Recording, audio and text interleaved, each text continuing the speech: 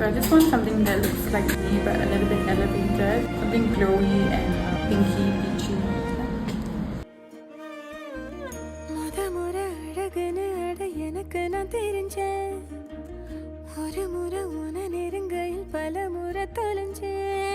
கொஞ்சலும் கொஞ்சாயோ மிஞ்சலும் மிஞ்சாயோ என் மனம் பஞ்சா